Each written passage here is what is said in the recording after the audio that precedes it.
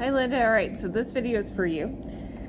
We're going to talk a little bit about what a function is. So I want you to imagine an old soda vending machine. And in an old soda machine, when you push a button, you get out a soda.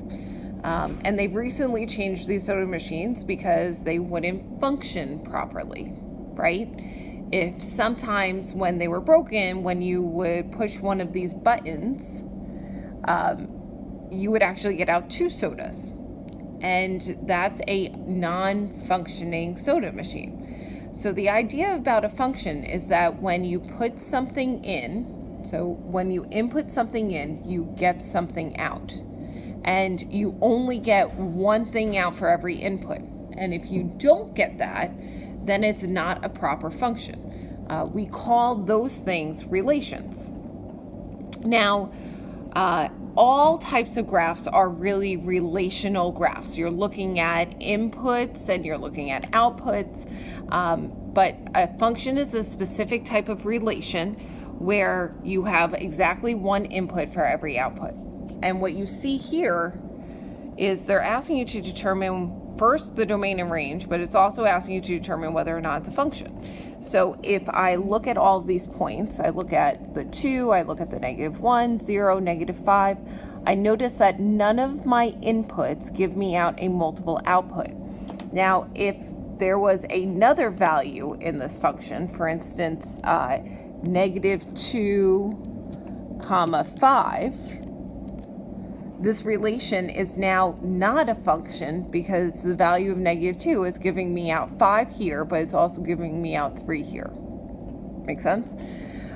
Domain and range. Domain is all the sets of input values you have, so all of your x values, and the range is all of your y values. And oftentimes domain and range are written from the smallest values to the biggest values. So when I'm looking at this domain, I would go -5, then -2, then -1, then 0. And you wouldn't repeat that -2. You just write it once. And then your output values, let's see, what's the lowest one? 2, right? So 2, 3, 4, and then a 5. So that's domain and range. And here's 2 examples of a function and not a function. Can you tell which one's which?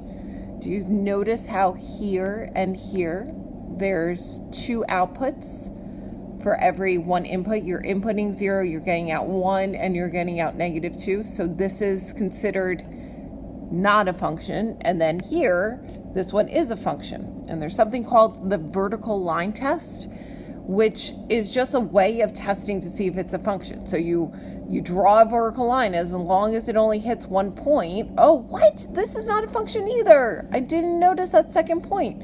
This is not a function either.